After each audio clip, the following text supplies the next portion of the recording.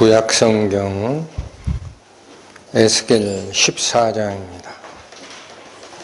구약 페이지로 1167페이지 에스겔 14장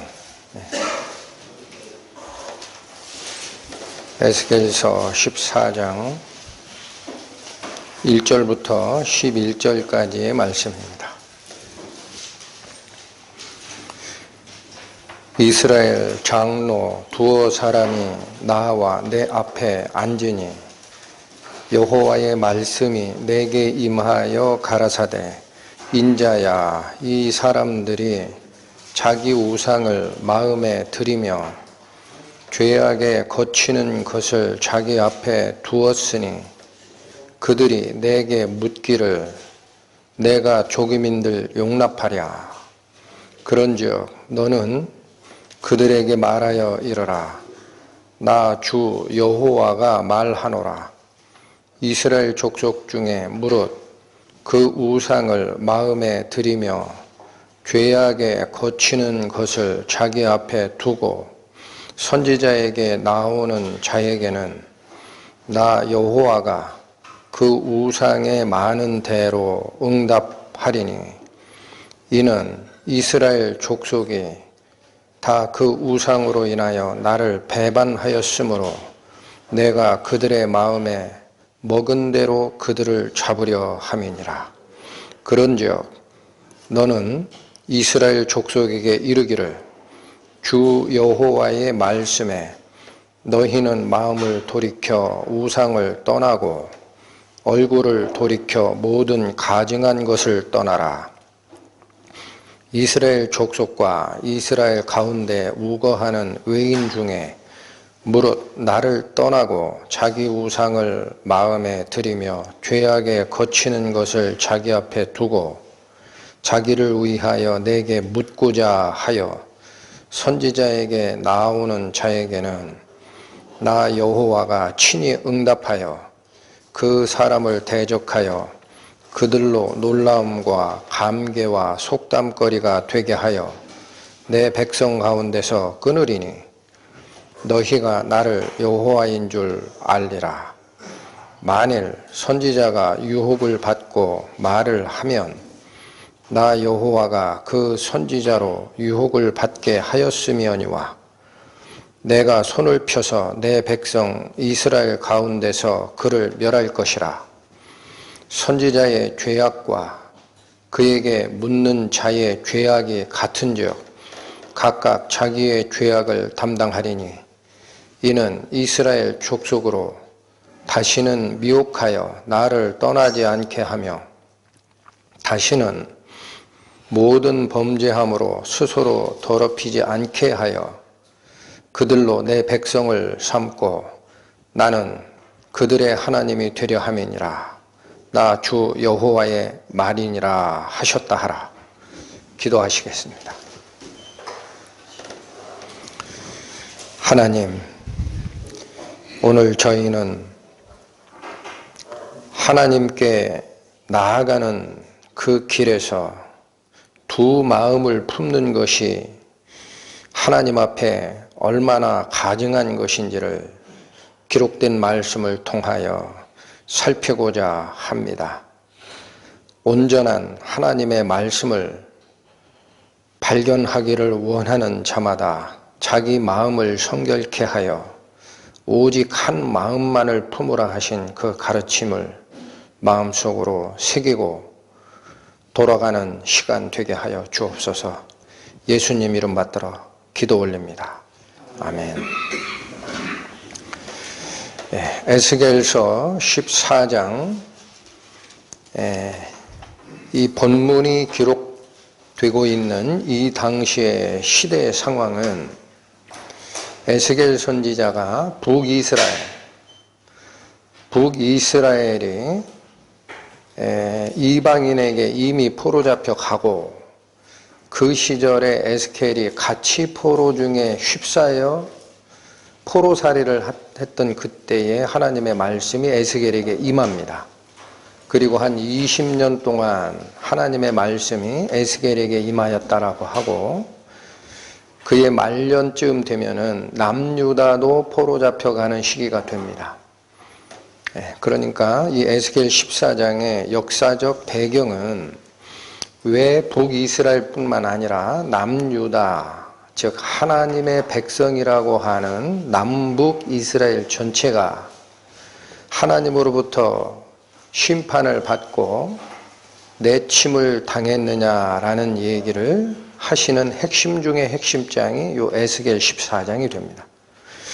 그런데 이 에스겔 14장에 방금 읽으셨던 오늘의 본문을 가만히 살펴보시면 특정한 주제가 반복되고 있다는 것을 발견하실 수 있습니다. 여러분은 무엇을 발견하셨나요? 성경 말씀에 주제가 반복되고 있다. 그게 딱 성경 말씀을 읽으시다가 느껴지시면 처음부터 다시 돌아가 봐야 됩니다. 무슨 말씀을 반복하시는 것일까? 3절 보시죠. 인자야, 이 사람들이 자기 우상을 마음에 들이며 죄악에 거치는 것을 자기 앞에 두었으니, 확인하셨습니까? 사람들이 자기 우상을 마음에 들이고 죄악에 거치는 것을 자기 앞에 둔 상태를 얘기를 합니다. 반복됩니다. 4절, 그런즉 너는 그들에게 말하여 이르라. 나 주 여호와가 말하노라. 이스라엘 족속 중에 무릇 그 우상을 마음에 들이며 죄악에 거치는 것을 자기 앞에 두고 선지자에게 나오는 자가 있으면 나 여호와가 그 우상의 숫자대로 응답해 줄 거야 라고 합니다. 이 4절에서도 3절이 얘기했던 똑같은 말씀이 반복되고 있습니다. 우상을 마음에 들이며 죄악에 거치는 것을 자기 앞에 둔 자입니다. 한 번 더 반복이 됩니다. 7절, 이스라엘 족속과 이스라엘 가운데 우거하는 외인 중에 무릇 나를 떠나고 자기 우상을 마음에 들이며 죄악에 거치는 것을 자기 앞에 두고 오는 자가 있습니다. 잡으셨습니까? 에스겔 14장이 얘기하고자 하는 반복되는 하나님의 선언이 있다 이거예요. 그 하나님의 선언이 뭘 얘기하는 거냐? 자기 우상을 마음에 들이며 죄악에 거치는 것을 자기 앞에 두고서 하나님께 묻고자 하는 자입니다. 몇 번 반복이 됐습니까? 3번. 전에도 설명을 드립니다. 3번이라는 것은 완전한 경고입니다. 완전한 확정, 변치 않는 완전한 확정, 완전한 경고를 얘기하실 때 하나님은 3-4번을 얘기를 하십니다. 그러니까 이 굉장히 확정적인 잘못, 하나님께 나아가는 이스라엘 백성들이 했던 잘못이 무엇으로 설명되고 있는 것이냐? 자기의 우상을 마음에 들이고 죄악에 거치는 것을 자기 앞에 둔 상태에서 하나님 앞에 나오는 거예요. 그들에게는 강조가 됩니다. 3절은 뭐라고 얘기하느냐? 질문을 용납하지 않겠다고 합니다. 그런 상태로 나한테 와서 묻고자 하는 자가 있다. 내가 그들의 질문을 용납하지 않을 거다. 3절의 후반절 보십시오. 3절 후반절. 그들이 내게 묻기를 내가 조금인들 용납하겠느냐. 이게 첫 번째 하나님의 결정입니다. 자기 우상을 마음에 간직하고 죄악에 거치는 것을 자기 앞에 두고 하나님 앞으로 나와서 묻고자 하는 자에게 하나님이 절대 묻는 것 자체도 용납을 않겠다라는 거예요. 두 번째 4절 똑같이 그런 자세로 나오는 자가 이제는 강조가 됩니다. 4절의 후반절 잘 쫓아오셔야 됩니다. 자기 앞에 두고 다음부터 보세요. 선지자에게 나오는 자에게는 나 여호와가 그 우상에 많은 대로 응답해 주겠다 그래요. 무슨 뜻입니까? 3절에서는 질문 자체를 용납 안 하겠다 그러죠. 그런데 4절의 후반에 가면은 잘못된 질문을 한 그들에게 하나님이 응답하겠다 그래요. 근데 어떻게 응답하겠다? 나 여호와가 그 우상에 많은 대로 응답하리라. 이 말은 무슨 얘기냐? 우상의 숫자가 많으면 많은 만큼 내가 응답해 주겠다. 또는 우상을 많이 섬긴 거면 그 많이 섬긴 것에 비례해서 응답해 주겠다라는 겁니다. 그런데 그 응답이 뭐예요? 5절입니다. 응답의 내용이 5절입니다. 뭐라고 얘기하십니까? 이는 이스라엘 족속이 다 그 우상으로 인하여 나를 배반하였으므로 내가 그들의 마음에 먹은 대로 그들을 잡으려 함이니라. 5절의 후반절이 무슨 뜻입니까? 5절의 전반절은 이스라엘 백성들이 일부가 아닙니다. 다 우상으로 인해서 하나님을 떠났다라는 거예요. 그런 상태인데, 그래서 내가 그들의 마음 먹은 대로 그들을 잡으려 함이라.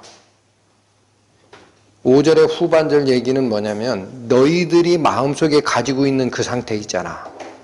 그대로 내가 너희를 체포할 거야. 그런 얘기입니다. 현장범으로 체포하겠다라는 거예요. 그대로 즉시에 잡아버리겠다.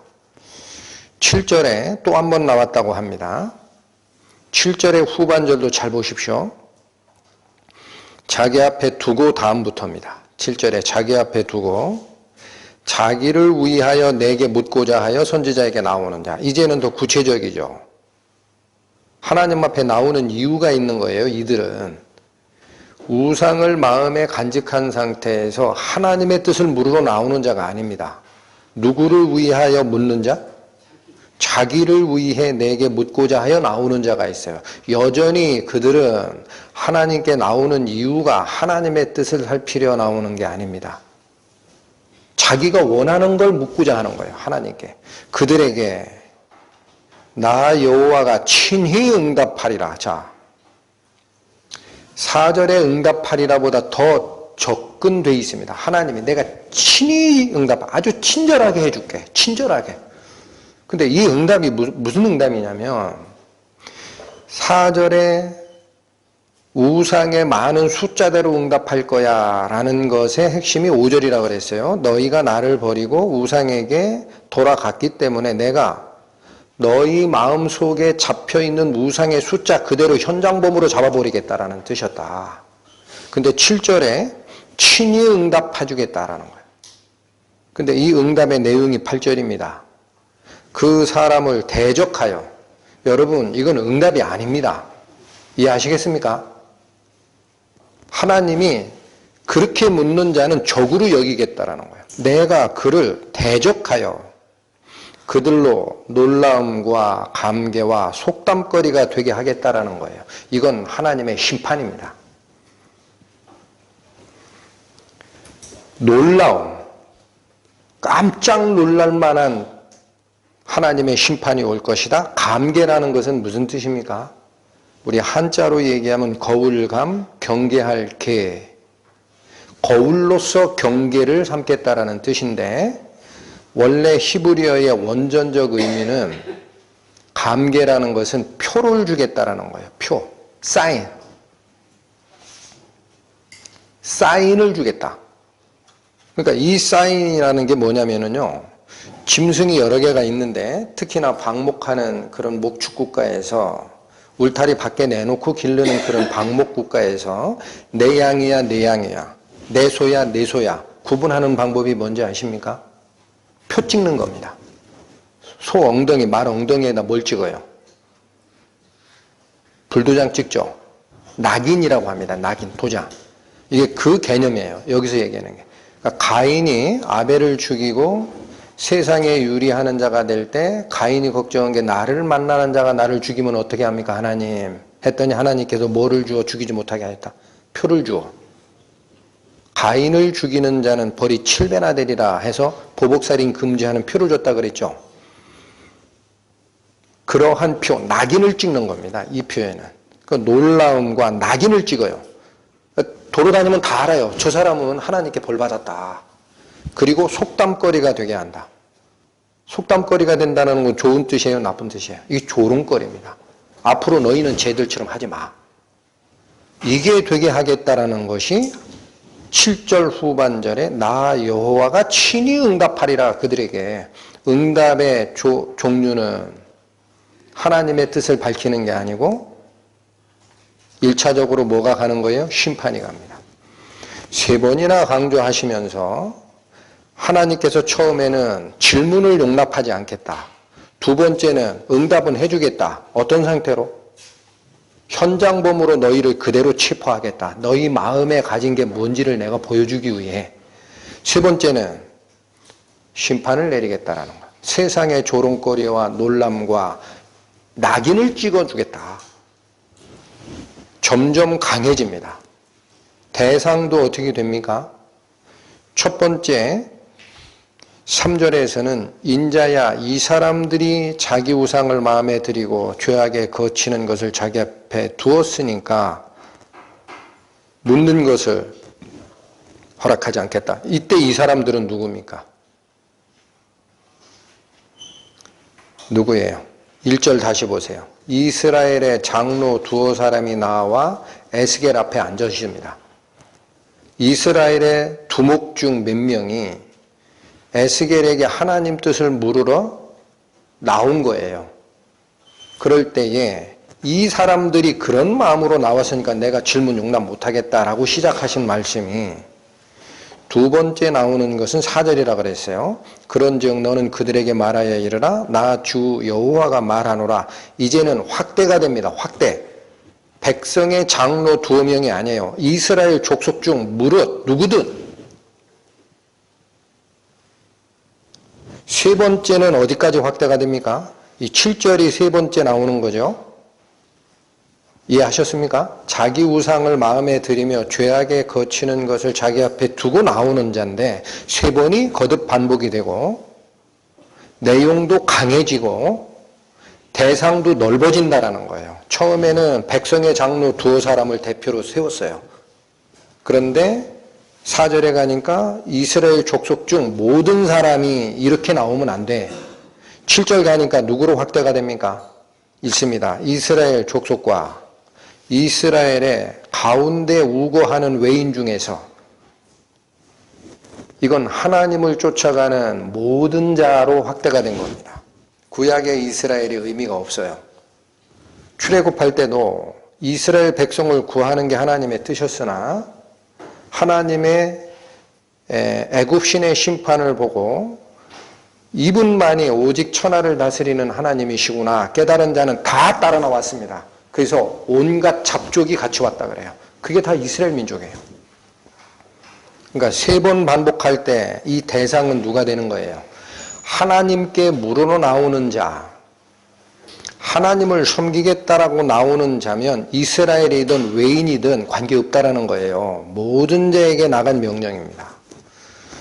그래서 저는 이 에스겔서 14장이 말씀하시는 자기 우상을 마음에 들이며 죄악에 거치는 것을 자기 앞에 두고 하나님 앞에 나아가는 것은 저주입니다. 저주. 그게 도대체 뭘까?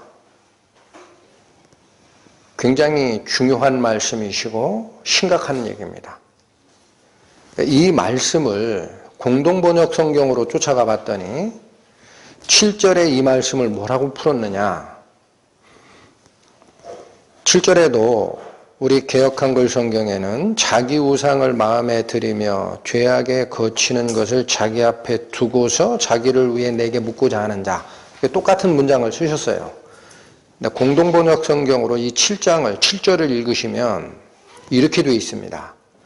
저희 자신을 죄짓게 하는 올무인 줄도 모르고 우상의 마음을 두고 있는 자들이라고 되어 있어요. 다시 읽습니다. 저희 자신을 죄짓게 하는 올무인 줄도 모르고 우상의 마음이 쏠려 있는 자를 분명하게 다가옵니다. 그러니까 이 마음에 자기 우상을 드리고 죄악에 거치는 것을 자기 앞에 두고 온다라는 말이 그 뜻이다라는 거예요. 죄악이 거친다라는 게 뭡니까? 가다 걸려 넘어지는 거죠. 실족게 하는 거죠. 그게 올무입니다. 내가 잘 모르는데 올무의 속성은 내가 주로 다니는 길에 있어요. 여러분, 올무를 어떻게 놓는지를 사냥꾼에게 물어보십시오. 어떻게 놓습니까? 짐승이 다니는 길에 놓습니다. 바보 아닌 한은 짐승이 다니는 길을 확인 안 하고 옆에 올무 치는 사람 없어요. 짐승이 자주 다니는 길, 거기다 놓는데 눈에는 보이게 놔요? 안 보이게 놔요? 안 보이게 놔요. 숨겨놔요. 정상적으로 다니다가 그냥 걸려서 죽습니다. 이게 올무라는 거고 그게 거치는 것이에요. 그러니까 공동번역 성경이 번역한 이 말씀이 저는 너무나 자세하게 다가온다는 거예요. 다시 저희 자신을 죄짓게 하는 올무인 줄 몰라요. 올무는 원래 그래요. 몰라요. 눈에 안 보이니까. 올무인 줄도 모르고 우상의 마음이 쏠려 있는 상태에서 하나님 앞에 나오는 자, 그들에게 이 심판이 임했다라는 겁니다.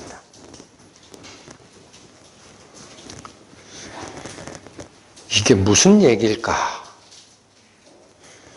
구약 성경으로 실체를 따라 들어갑니다. 예레미야서 7장. 구약 1061페이지를 피십니다. 예레미야서 7장.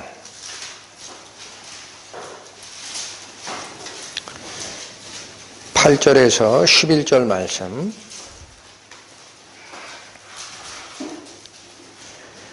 너희가 무익한 거짓말을 의뢰하는도다. 너희가 도적질하며 살인하며 간음하며 거짓 맹세하며 바알에게 분향하며 너희의 알지 못하는 다른 신들을 좇으면서, 여러분 잠깐 끊습니다. 에스겔 14장이 얘기하는 마음에 자기 우상을 드리고 죄악에 거치는 것을 두고 오는 자, 같은 내용이죠. 다시 읽어보세요. 여기는 죄악에 거치는 걸 먼저 설명한 겁니다. 너희가 도적질하며 살인하며 간음하며 거짓 맹세하며, 이게 죄악들이에요. 그리고 바알에게 분향하며라는 게 우상을 자기 마음에 들인 상태입니다. 이렇게 하며 너희 알지 못하는 다른 신들을 쫓으면서 10절 내 이름으로 일컬음을 받는 이 집에 들어와서, 이 집은 어디 집이에요? 하나님의 집, 성전, 신약시대로 얘기하면 교회입니다. 이런 죄를 짓고 다른 신을 쫓으면서 내 이름으로 일컬음을 받는 이 집, 성전, 여호와의 전, 교회에 들어와서 내 앞에 서서 말하기를, 이들이 뭐라고 말합니까? 우리가 구원을 얻었나이다. 하느냐? 하나님이 지적하는 게 뭡니까? 너희가 구원받았다고? 그런데 왜 교회에서 그런 짓 하니? 대비가 되는 모습을 보셔야 됩니다. 너희가 우리가 구원을 얻었다라고 얘기하면서도 하나님의 집에 와서 이런 일을 하는 거예요. 이는 모든 가증한 일을 행하려 함이로다. 구원받았다라는 말을 하는 이유가 두 가지로 갈라지는 겁니다. 여러분, 구원받으면 하나님이 어떻게 살라고 했어요? 세상을 등지고 의에 따라, 진리에 따라 새로 지으심을 받은 새 사람을 입고 하나님을 좇으라라고 했죠. 그런데 구원받은 것을 어떻게 이해하는 자가 있습니까? 구원받았으니 죄의 형벌은 나에게서 빠이빠이 떠났어.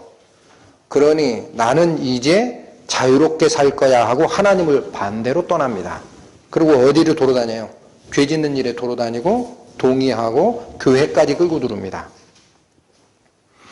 그 말이 이 말입니다. 우리가 구원을 얻었다 하느냐? 이는 이 모든 가증한 일을 행하려 함이로다. 구원받았다고 얘기하는 근거가 뭐냐? 자유롭게 살자. 내 인생 마이 웨이. 내 방식대로 살자 하려고 구원을 앞에다 들이대고 주장하는 자가 있는 거예요. 11절 내 이름으로 일컬음을 받는 이 집 어디입니까? 하나님의 성전, 신약시대로는 교회입니다. 이 집이 너희 눈에는 도적의 구혈로 보이느냐? 도적의 굴혈이라는 게 뭐예요? 거처입니다. 거처. 도적의 집, 도적이 거처하는 그 굴로 보이느냐? 보라, 나 곧 내가, 나 곧 나, I am I. 이건 여호와 하나님을 지칭하는 고유한 표현입니다. 창조주 나, 지음을 받지 않고 자존하는 내가 그것을 보았다라는 거예요. 내 집에서 이 현상을 보았다. 그러니까 여러분 4절을 가보세요. 거꾸로. 4절이 뭘 얘기하는 거예요?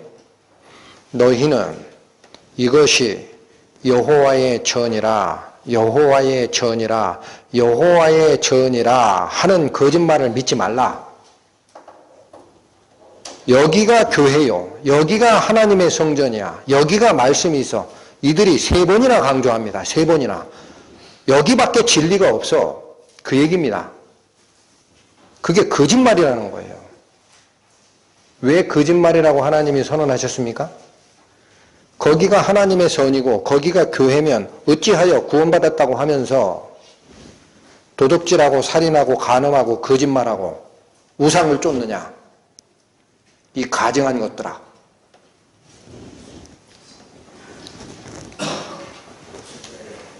심각한 얘기를 하시는 겁니다. 에스겔 14장이 예레미야서로 이끌고 오면서는 잡다한 얘기를 다 제껴놓고 딱 한마디로 정리한 거 11절이에요. 다시 읽습니다. 내 이름으로 일컬음을 받는 이 집, 즉 성전에서 너희 눈에 이 성전이 도적의 구렬로 보이느냐? 그러니까 그런 행동을 하지. 그런 얘기입니다. 너희들은 여기서 뺏고 자기 이익을 취득하고 하나님은 안중에 없고 그렇게 살면 되는 걸로 본 거 아니야? 보라, 내가 그것을 성전에서 직접 봤다라는 거예요. 하나님. 이 표현이 어디에서 사용됩니까? 여러분, 예레미야 7장 11절의 이 말씀이 에스겔서 14장에 있는 그 말씀을 한마디로 줄인 말씀이에요. 한마디로 줄인 말씀이 이 말입니다. 그런데 이 말씀이 어디에서 실체화돼서 나타납니까? 예수님께 나타납니다. 예수님이 이 말씀을 인용하십니다. 마태복음으로 갑니다. 21장 신약 34페이지로 갑니다.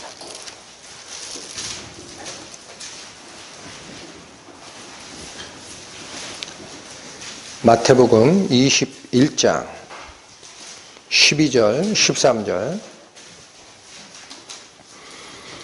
예수께서 성전에 들어가사 성전 안에서 매매하는 모든 자를 내어 쫓으시며 돈 바꾸는 자들의 상과 비둘기 파는 자들의 의자를 둘러 엎으시고 13절 저희에게 이르시되 기록된 바 내 집은 기도하는 집이라 일컬음을 받으리라 하였거늘 너희는 강도의 구렬을 만드는도다. 예수님께서 인용하신 마태복음 21장 13절의 선언이 바로 예레미야 7장 11절의 선언입니다. 너희는 내 이름으로 일컫는 이곳이 강도의 구렬로 보이니 그랬어요. 하나님께서. 예수님은 뭐라고 얘기합니까? 신약시대에 바로 이 행태가 강도의 구렬을 만들었다 그러잖아요.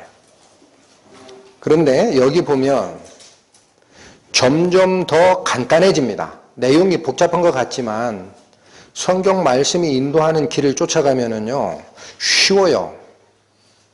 엄중한 말씀을 쉽게 풀어내는 거예요. 예수님이 뭐 지적한 거예요? 이거 뭐 때문에 이렇게 했어요? 성전 들어가셔서. 12절 보세요. 예수께서 성전에 들어가사 성전 안에서 매매하는 모든 자를 내어 쫓고 돈 바꾸는 자의 상과 비둘기 파는 자들의 의자를 둘러 엎으셨어요. 뭐를 쫓아낸 거예요? 장사하지 말아요. 장사하지 마라. 왜 성전에서 장사하고 있냐? 이 성전은 너희들 장사 마당이 아니야. 장사하라고 판 깔아준 데가 아니야. 13절 뭐라고 얘기해요? 저희에게 이르시되 기록된 바 내 집은 어떤 집이라 일컬음을 받으리라? 기도하는 집이에요. 하나님께 묻는 집입니다. 하나님의 뜻을 발견하러 가는 곳입니다. 거기가 성전이고 교회고 말씀이 선포되는 장소입니다. 근데 너희들은 전부 바꿨다라는 거예요. 뭘로 바꿨어요? 장사마당으로. 요한복음 2장 갑니다. 똑같은 말씀을 분명하게 얘기하십니다. 145페이지 요한복음 2장 13절에서 16절까지의 말씀. 유대인의 유월절이 가까운지라 예수께서 예루살렘으로 올라가셨더니 성전 안에서 소와 양과 비둘기 파는 사람들과 돈 바꾸는 사람들의 앉은 것을 보시고, 똑같은 상황이죠. 15절 노끈으로 채찍을 만드사 양이나 소를 다 성전에서 내어 쫓으시고 돈 바꾸는 사람들의 돈을 쏟으시며 상을 엎으시고 비둘기 파는 사람들에게 이르시되 이것을 여기서 가져가라. 내 아버지의 집으로 뭘 만들지 말라? 장사하는 집을 만들지 말라. 예수님께서 성전을 정화하셨던 이 사건을 요한복음 2장에서는 한마디로 얘기합니다. 한마디로. 죄, 우상 그런 얘기 안 해요. 아예. 내 아버지 집을 장사집, 장사마당으로 만들지 말라라는 거예요. 그러면 지금 어떻게 연결되는 모습입니까? 여러분 예레미야 7장 7절에서 8절까지는 도적질하며 살인하며 간음하며 거짓 맹세하며 바알을 자기 마음에 드리는 것, 이걸 얘기했었습니다. 그런데 예수님께서 성전 정화 사건으로 얘기하고 싶었던 딱 하나로 이거 몰고 가시면서 뭐라고 얘기해요? 내 아버지 집으로 장산마당을 만들지 말라 그래요. 그럼 이 많은 죄악이 왜 장사랑 연결이 됩니까? 왜 돈과 연결이 될까요? 장사하다 보면 무슨 문제가 생겨요? 정해진 마진이 있죠. 내가 더 많이 먹느냐, 내가 더 많이 먹느냐, 이거 가지고 싸우는 것이 사람들이 물건을 사서 파는 이 상거래 단계에서의 핵심입니다. 핵심. 거짓말하고 과장하고 이거 엄청 좋은 거예요. 한번 써보시라니까. 하면서 마진을 부풀리는 이유는 뭡니까? 거짓 맹세, 거짓말로 자기 이윤을 더 끌어당기고자 하는 목적입니다. 이게 도적질이에요. 그러다 속았다 싶으면 어떻게 돼요? 마음에 미움이 생기죠. 그게 살인입니다. 돈이 개입되는 장소는 반드시 음행이 또 따라서 나오게 되어 있습니다. 이것이 인간이 쫓아가는 가장 중요한 표대가 이 장사예요. 장사. 이익을 보자 하는 것. 내가 인생의 주인이 돼서 내가 추구하는 바 효익을 극대화하는 방법이 뭘까 하고 가만히 생각하면 하나님을 딱 위로, 구름 위로 딱 가려놓은 상태에서 모든 걸 살피면 돈입니다. 돈이 있는 자가 권력도 움직이고 명예도 얻을 수 있고 내 육체가 요구하는 즐거움을 쫓아가고 쾌락을 쫓아가고 더욱더 향락에 빠지게 하는 수단이 돈이기 때문에 세상은 돈을 쫓게 되어 있습니다. 만몬신이라 그래요. 만몬신. 그걸 추구하는 방법은 하나님을 떠난 가인과 그 후손들이 쫓았던 그 길 그대로 가는 겁니다. 내가 중심이 돼서 내가 권력을 가지면 아내 둘을 얻어도 좋고 나에게 해를 끼치는 자는 법과 관계없이 내가 죽여도 좋고 그런 나를 헤아려 하는 자는 가인의 벌에 10배 이상 받아야 돼. 자기가 마음대로 법을 정하는 자. 그게 자기 위주로 자기의 성을 쌓고 자기의 향락과 자기의 효익을 극대화시켜서 내가 최고봉에 서겠다라는 생각 아니고 무엇입니까? 그 근원이 뭐예요? 돈을 마음에 두는 겁니다. 이것을 예수님께서는 진즉에 경고를 했습니다. 두 마음 품지 마라. 두 마음을 품지 마라. 마태복음 6장 갑니다. 신약 9페이지. 마태복음 6장 22절.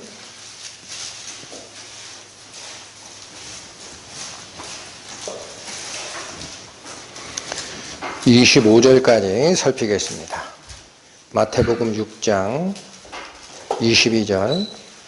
눈은 몸의 등불이니 그러므로 내 눈이 성하면 온 몸이 밝을 것이요 눈이 나쁘면 온 몸이 어두울 것이니 그러므로 내게 있는 빛이 어두우면 그 어두움이 얼마나 하겠느냐.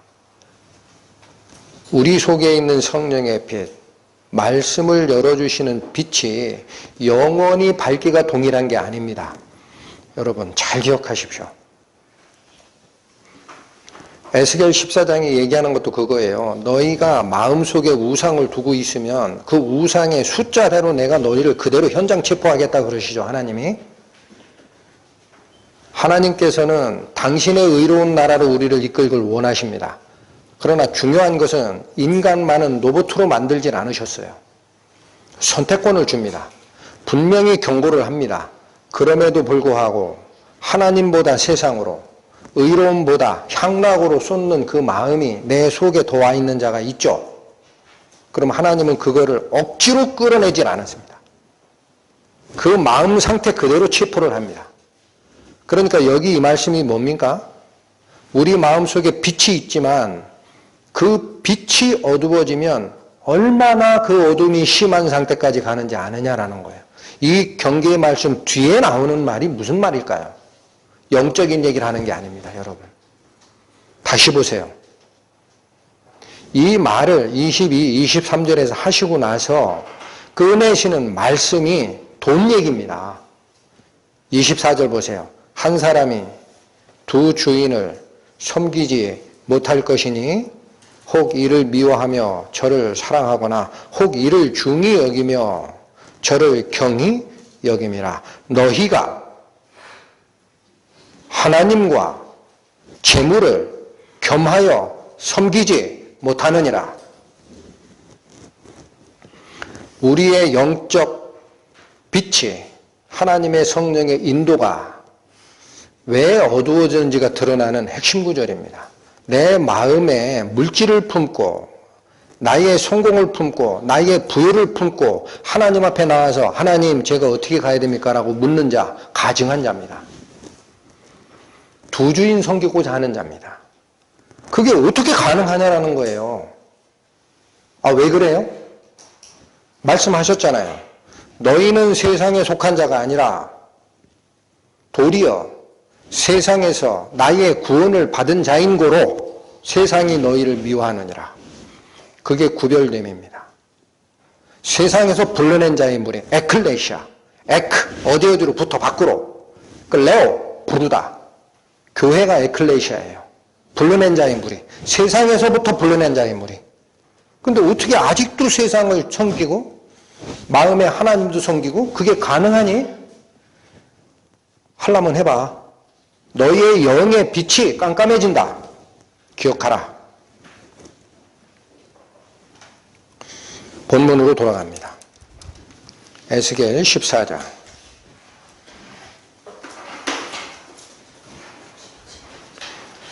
1절 4절을 먼저 읽고 갑니다.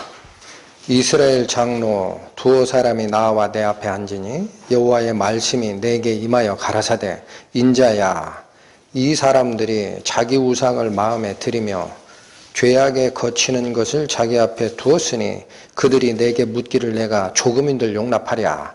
그런즉 너는 그들에게 말하여 이르라. 나 주 여호와가 말하노라. 이스라엘 족속 중에 무릇 그 우상을 마음에 들이며 죄악에 거치는 것을 자기 앞에 두고 선지자에게 나오는 자에게는 나 여호와가 그 우상에 많은 대로 응답하리니 이는 이스라엘 족속이 다 그 우상으로 인하여 나를 배반하였으므로 내가 그들의 마음에 먹은 대로 그들을 잡으려 함이니라. 하나님의 첫 번째 응답은 우상을 섬기던 마음 상태 그대로 현장범으로 체포하는 겁니다. 이 의미는 뭐냐면요. 사람의 중심에서 세상을 하나님 비슷하게 옆에 놓고 섬기겠다라는 마음을 가진 자가 있습니다. 그러면 그 마음 상태 그대로 하나님은 돌리질 않고 심판장 앞으로, 심판대 앞으로 불러내는 겁니다. 왜냐? 본인이 그걸 선택했기 때문에. 그들의 마음에 먹은 대로 그들을 잡을 것이야. 이게 뭐냐면 우리는 그런 걸 많이 봅니다. 분명히 감개와 속담거리가 된 일이 있어요. 하나님을 쫓는 길에 잘못된 일이 역사 속에 점철된 게 있습니다. 그런데 아직도 못 나오는 자가 있습니다. 왜 그럴까? 저게 도대체 뭐지? 하나님 말씀으로 들어오면 그게 보이는데 성경 말씀을 계속 상고했더니 그들이 선택한 길을 하나님이 강화시킵니다. 못 나오게 합니다. 그게 좋으냐? 그럼 그대로 있어. 그대로. 나오지 마. 그대로 내가 체포할 거야. 이게 인간에게 주어진 존귀성입니다. 존귀에 처하나 깨닫지 못하는 자는 멸망하는 짐승처럼 하나님을 선택할 권한이 주어져 있으나 세상이 좋아요 하는 자에게는 멸망하는 상태로 그냥 가는 것처럼 존귀와 위험이 인간의 자유의지 속에는 다 포함이 되어 있어요. 하나님이 그 누구도 건드리지 못하게 합니다. 그냥 놔둬라. 죄를 짓는 자는 죄를 짓고 선을 행하는 자는 선을 행하게 하라. 내가 곧 오리라.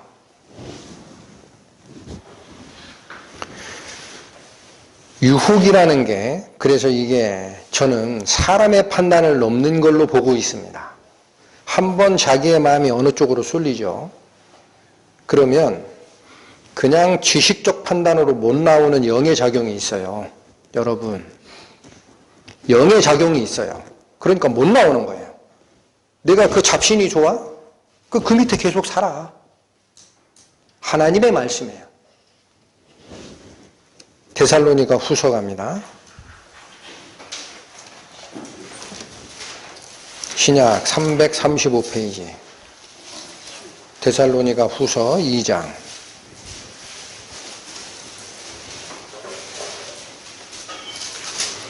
11절, 12절 말씀 봅니다.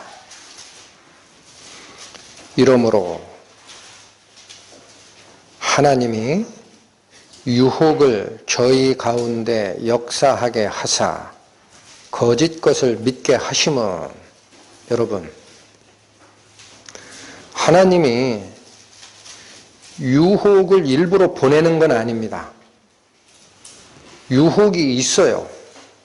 하나님의 선하신 영의 작용이 있고 세상의 유혹이 있어요. 그게 섞여 있어요. 그런데 하나님의 선하신 영이 중간에 서 있는 인간들 중에 하나님 편으로 내가 돌이키겠습니다 라고 방향을 트는 자는 하나님의 선하심이 이걸 보호하십니다. 그러나 내가 반대로 이쪽으로 가겠소 하면은 있죠. 이 강한 유혹이 그대로 작용하게 놔두십니다. 이게 유혹을 역사하게 하나님이 방치하신다라는 뜻이에요. 내버려 둔다. 그 자에게는 하나님의 선하심이 작동하지 않도록 내버려 두겠다라는 거예요. 다시 읽습니다. 이러므로 하나님이 유혹을 저희 가운데 역사하게 허락하사로 읽으세요. 허락하사 거짓 것을 믿게 하심은 자, 왜 이렇게 방치하게 놔두느냐 이게요. 하나님께 전부 구하시지. 매도 한번 대고 따끔하게 전부 나오게 하지. 왜 안 나오게 하느냐? 12절 진리를 믿지 않고 불의를 좋아하는 모든 자, 하나님을 믿지 않고 세상을 좋아하는 모든 자, 하나님의 선하심을 쫓아가지 않고 세상이 주는 유혹과 즐거움을 좋아하는 자, 그들로 심판을 받게 하려 하심이니라. 이것이 인간에게 허락된 완전한 자유와 완전한 자기 책임입니다. 그 지옥은 자기가 걸어가는 거예요. 얘기할 게 없어요. 스스로 선택한 길입니다. 경고를 받았는데도 돌이키지 않는 것은 동조한 겁니다. 누가 누구를 탓하겠어요? 한두 번 얘기하십니까? 자, 그렇다면 지금 초점이 하나로 계속 모아지고 있어요. 하나님을 쫓을 거냐, 세상이 주는 돈을 쫓을 거냐. 이게 만악의 근원이라고 그러니까 디모데전서로 갑니다. 신약 341페이지. 우리는 조금 더 들어가겠습니다. 디모데전서 6장 10절.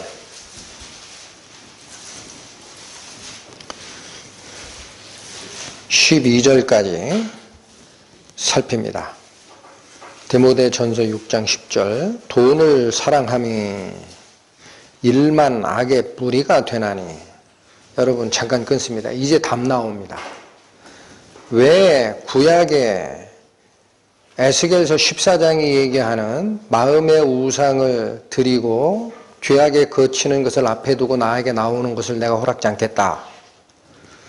또한 예레미야 7장이 얘기하는 너희 눈에는 나의 집이 강도의 구렬로 보이니? 그렇게 물으셨던 하나님.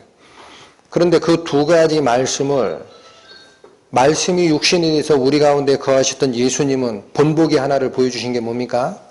내 아버지의 집으로 장사치를 만들지 마라 그래요. 장사하는데 만들지 마. 그게 문제라니까? 사람이 두 주인 못 섬긴다고 하죠? 내 속에는 빛이 어두워진다고 얘기하는 말씀 뒤에 있음을 꼭 명심하시기 바랍니다. 세상을 쫓는 자는 하나님의 성령의 인도를 못 받습니다. 그리고 여기 뭐라 그래요? 이제는 종착점에 옵니다. 돈을 사랑함이 일만 악의 뿌리가 되나니 이것을 사모하는 자들이 지금부터 잘 읽으십시오. 미혹을 받아 믿음에서 떠나 많은 근심으로 자기를 찌르는 상태가 되는 겁니다. 여러분, 하나님이 유혹을 일부러 보내는 게 아니에요. 아까 말씀드린 저희에게 유혹을 역사하게 하사 거짓 것을 믿게 하신다라는 말은 방치해서 내버려 두는 거예요. 근데 여기 오면 뭐가 되세요? 하나님이 역사하는 게 아니라 돈을 사랑하게 되면 스스로 미혹을 받는 겁니다. 돈의 유혹을 받게 돼 있어요. 그래서 어디를 떠나요? 믿음에서 떠나요. 그리고 많은 근심이 일어나면서 하나님이 찔러요? 자기가 자기를 찔러요? 다시 읽을까요? 돈을 사랑함이 일만하게 뿌리가 되나니 이것을 사모하는 자들이 미혹을 받아 믿음에서 떠나게 되고 많은 근심으로 어떻게 됩니까? 자기를 찌르는 겁니다. 스스로 자가당착에 빠지고 하는 겁니다. 마약이 그렇습니다. 여러분, 치료제는요, 아파요. 나를 치료하는 약은, 먹는 약은 씁니다. 나를 치료하기 위해서 놓는 주사는 아픕니다. 나를 치료하기 위해서 하는 외과 수술은 죽을 정도로 아픕니다. 다 도려내야 되니까. 그런데 당장 맞으면 환락에 들어가는 마약은 굉장히 유혹적이에요. 그렇죠? 마약 맞으면 아프면 누가 마약 맞겠습니까? 누가 코카인 해요? 마리화나 피웁니까? 먹으면 그게 오는 거예요. 미혹을 받아. 그런데 그 끝은 어디예요? 계속 중독되나 그 환상이 싹 깨지면 내가 헛것을 쫓았구나 알아요. 근데 또 쫓아가잖아요. 왜 그래요? 누가 시켰습니까? 자기가 스스로 찌르는 거지. 이것이 문제라는 거예요. 그런데 디모데 전서에서는 마약 얘기하는 게 아니고 돈이 그렇다라는 거예요. 여러분, 돈. 내 마음속에 있는 그 돈에 대한 마음, 그거 하나님 밑으로 치워놓지 않는 한 똑같다. 갈라디아서 6장으로 다시 갑니다.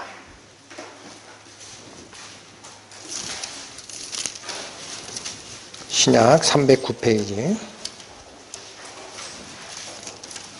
갈라디아서 6장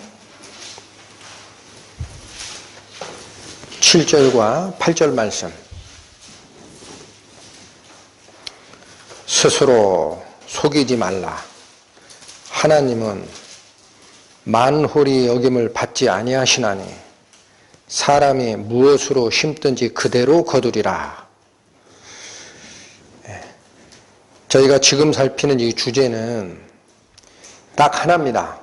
내가 선택한 대로 간다라는 거예요. 여러분 잘 기억하시기 바랍니다. 구원 후의 신앙의 여정도 같습니다. 내가 선택하는 대로 하나님은 그냥 선택을 존중합니다. 경고는 하시나 한두 번 경고해서 돌아오지 않는 자가 있죠. 그러면 그냥 네 힘은 대로 거둬.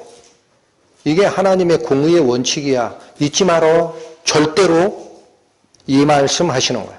스스로 속이지 말라. 하나님은 만홀히 여김을 받지 아니하시나. 이거 조롱받지 않는다라는 거예요.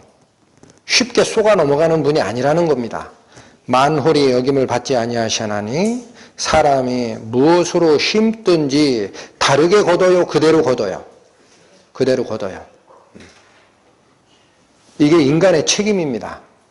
이어집니다. 자기 육체를 위해 심는 자는 육체로부터 썩어질 것을 거두고 성령을 위하여 심는 자는 성령으로부터 영생을 거둘 것이라. 구원받은 자 안에는 두 가지가 존재한다 그래요. 로마서에서. 이걸 두 개의 법이라고 합니다. 하나님을 쫓아가고자 하는 내 속사람이 있는 반면 내 육체 속에는 죄악으로 나를 끌고 내려가고자 하는 죄의 법이 있다 그러죠. 죄의 법이 커지고 성령의 음성이 작아지면 깜깜한 어둠 속으로 들어갑니다. 성령의 음성이 커지면 이길 수 없었던 것 같은 이 죄의 유혹이 어느 순간 요만해진 것을 발견합니다. 여러분 그 행복을 좀 발견하세요. 내 시간과 내 눈이 바라보는 것과 생각과 이 모든 것이 돈과 유혹과 세상이 아니라 말씀과 하나님과 그의 뜻으로 자꾸 이전이 되잖아요.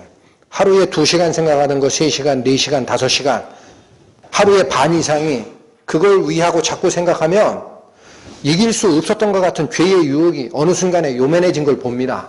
그럼 별게 아닌 게 돼요. 나중에. 그 경험을 하셔야 됩니다. 이게 그거예요. 둘 중에 하나입니다. 둘 중에 하나. 둘 중에 하나. 어디를 선택하겠니? 그럼에도 불구하고 세상이 주는 그 즐거움과 쾌락, 마약 성분이에요.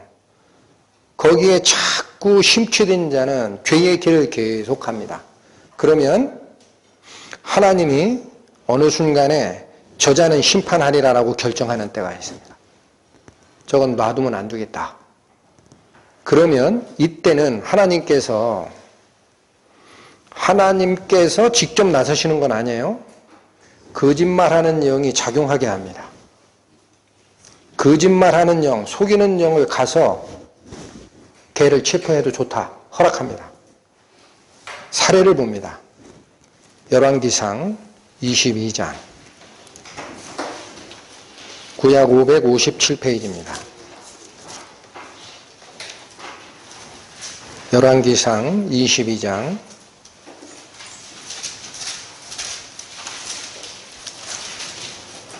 20절. 이 말씀 읽기 전에 여기 아합을 하나님이 죽이겠다라고 결정을 내립니다. 아합이 누군지는 아시죠? 아합은 북이스라엘의 왕이었는데 이방 나라의 제사장의 딸을 자기 아내로 삼은 이후에 하나님을 섬겨야 되는 북이스라엘이 바알과 아세라의 우상 딴지로 전 국토가 다 만들어버렸어요. 그거 싸운 자가 누구냐? 엘리야 선지자입니다. 너희는 갈멜살 전투에서 기억나시죠? 바알 제사장 430명하고 아세라 제사장 400명 다 불러오라고 그러잖아요. 그 갈멜살 정상에서 어떻게 해요? 너는 너희 신에게 제사하고 나는 우리 하나님께 제사할 거야. 불 거기서 사용하지 마. 기도만 해. 하늘에서 불이 내려와 이 재물을 사르는 자가 진짜 신이야. 해봐. 하고 이긴 자 엘리야죠. 그 왜 그렇게 했어요? 그 당시가 아합 왕 시대입니다. 그 당시가. 그 아합이 온 북이스라엘을 우상의 전당으로 만든 장본인입니다. 그러니까 하나님이 이 아합을 죽이겠다 결정을 내렸어요. 잘 들으십시오. 20절. 여호와께서 말씀하시기를 누가 아합을 꾀어 저로 길르앗 나못에 올라가서 죽게 할꼬. 이것은 전쟁입니다. 실제로 여기 가서 죽습니다. 전쟁 중에. 할꼬 하시니 하나는 이렇게 하겠다 하고 하나는 저렇게 하겠다 하였는데 한 영이 나와 여호와 앞에 서서 말하되 내가 저를 꾀이겠나이다. 여러분, 꾀는 영을 자처하는 영이 있습니다. 이 영이 어떤 영인지는 성경에는 안 나옵니다. 근데 저는 개인적으로 추정합니다. 하나님 앞에 있는 거짓말하는 영이 최후의 심판 전까지는 하나님 옆에 보좌에서 항상 송사하는 영이 있어요. 그게 거짓의 영, 사탄의 영입니다. 이자가 나서는 겁니다. 내가 저를 꾀이겠나이다. 여호와께서 저에게 이르시되 어떻게 하겠느냐. 가로되 내가 나가서 거짓말하는 영이 되어 그 모든 선지자의 입에 있겠나이다. 여호와께서 가라사대 너는 꾀이겠고 또 이루리라. 나가서 그리하라. 하나님이 허락하시죠.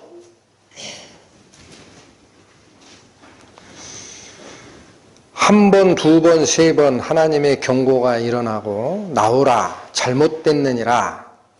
그 경고를 계속 무시하는 자는 마음에 품은 우상의 크기대로 하나님이 현장 체포를 하십니다. 에스겔 14장에 세 번 반복된 마지막에 하나님이 친히 그들에게 응답하시겠다 그랬어요. 친히 응답하는 방법이 뭡니까? 그들로 놀라움과 감개와 속담거리가 되게 하겠다. 이 세상에서 전부 쪽팔림을 받게 하겠다. 그 하나님의 심판입니다. 이걸 작정하는 때까지 가는 거예요. 안 돌이키면. 어떻게 해야 됩니까? 여기서 빠져나올 방법은 없나요? 여러분, 하나님의 심판까지 가면 안 되잖아요. 하나님 앞에 나가서 묻는 자, 우리 성도들이 잘못된 우상에 빠져서 가다가 하나님의 치유의 심판, 그걸 내게 묻는 걸 용납하지 않으리라. 두 번째는 그들의 마음에 품은 우상의 숫자만큼 그대로 내가 체포할 거야. 세 번째는 이제는 친히 응답할 때가 있다. 그들로 놀라움과 감개와 속담거리가 되게 만들겠다. 하나님의 심판. 거기까지 가면 안 되지 않습니까? 본문으로 돌아가 보십니다. 에스겔 14장 말씀.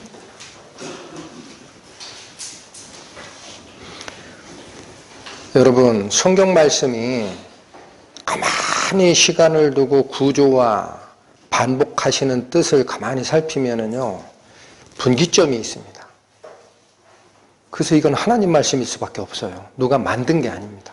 저는 아무리 성경을 상고해도 이게 누가 편집했다라는 얘기 나오면 있죠. 당신이 하나님을 만나긴 했어? 이런 생각이 속에 들어요. 여러분, 6절 앞에서 끊어지는 거 보십시오. 문단 구분되는 거 보이십니까? 종이 성경 가지신 분은 보입니다. 네. 인터넷의 어플리케이션은 이게 구분이 잘 안 돼요. 네. 이거 구분한 것은 믿음의 선진들이 여기서 주제가 바뀐다라는 뜻이에요. 그러면 기억하십시오. 3절에 자기 우상을 마음에 들이고 죄악에 거치는 것을 자기 앞에 두고 나한테 묻는 것은 허락지 않을 거야.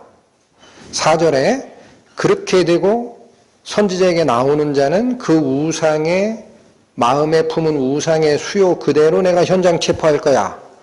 그리고 마지막 7절은 또한 그런 상태에서 자기를 위해 나에게 묻는 자가 있으면 심판이 일어날 거야. 이게 8절이었습니다. 근데 중간에 6절이 있다는 사실을 기억하셔야 됩니다.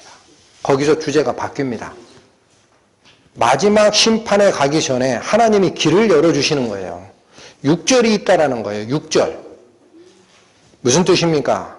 그런즉 너는 이스라엘 족속에게 이르기를 주 여호와의 말씀에 너희는 마음을 돌이켜 우상을 떠나고 얼굴을 돌이켜 모든 가증한 것을 떠나라. 회개하라. 6절이 시사하는 바가 뭡니까? 내 마음속에 우상을 간직한 자, 하나님께서 유혹을 저희 가운데 역사하게 하사 거짓 것을 믿게 하시는 선택의 자유를 허락하시나 경고의 말씀이 갔을 때 마지막 단계에서 이 우상의 길에서 나를 건질 자는 말씀의 경고를 듣고 회개하는 겁니다. 그러면 마지막 심판의 단계까지 가지 않습니다. 하나님이 우리에게 이런 경고를 주시는 것은 멸망하라는 뜻이 아닙니다. 돌이키라는 뜻이에요. 6절에 있는 이 말씀 뭐라고 얘기합니까? 너희는 마음을 돌이켜 먼저 우상을 떠나야 됩니다. 내 마음의 결정이 있어야 돼요. 하나님께 돌아가겠나이다. 이 세상이 나에게 주는 것은 당장은 달콤함이고 당장은 쾌락이지만 그 끝은 사망입니다. 이 하나님의 선언을 내가 믿습니다. 떠나겠습니다. 이 마음의 결정을 하고 두 번째 해야 할 일이 있습니다. 얼굴을 돌이켜 가증한 것에서 떠나라. 그러면 가증한 것에서 얼굴을 돌이키면 돌이킨 쪽엔 누가 계십니까? 하나님의 얼굴이 계십니다. 그러니까 그렇게 많이 시편에서 너희는 여호와의 얼굴을 구하라 그러죠. 너희는 여호와의 얼굴을 구하라. 그의 이름을 구하라. 거기에 기쁨이 있고 해결이 있어. 회개의 말씀을 얘기하는데 신약 성경에서는 야고보서에서 이 말씀 주십니다. 야고보서 4장 신약 375페이지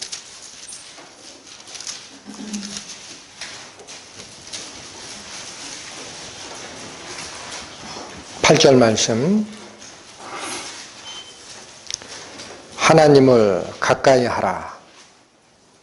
그리하면 너희를 가까이 하시리라. 하나님은 자기를 가까이 하시는 자에게 가까이 다가오십니다. 자, 그런데 그 앞절 7절은 또 뭐라고 돼 있어요? 그런즉 너희는 하나님께 순복할지어다. 하나님 말씀 앞에 무릎 꿇어라 라는 거예요. 그리고 이어지는 게 마귀를 대적하라. 그리하면 너희를 피하리라. 7절의 하반절은 마귀를 적대시하라. 8절은 하나님을 가까이 하라. 뭐하고 똑같아요? 방금 전에 읽으셨던 말씀, 마음을 돌이켜 우상에서 떠나고 얼굴을 돌이켜 가증한 것에서 떠나라. 그리하면 하나님의 얼굴이 기다리는 거예요. 7절 8절에. 8절부터 다시 있습니다. 하나님을 가까이 하라. 그리하면 너희를 가까이 하시리라. 죄인들아 손을 깨끗이 하라. 이건 죄짓던 행태에서 떠나라라는 뜻입니다.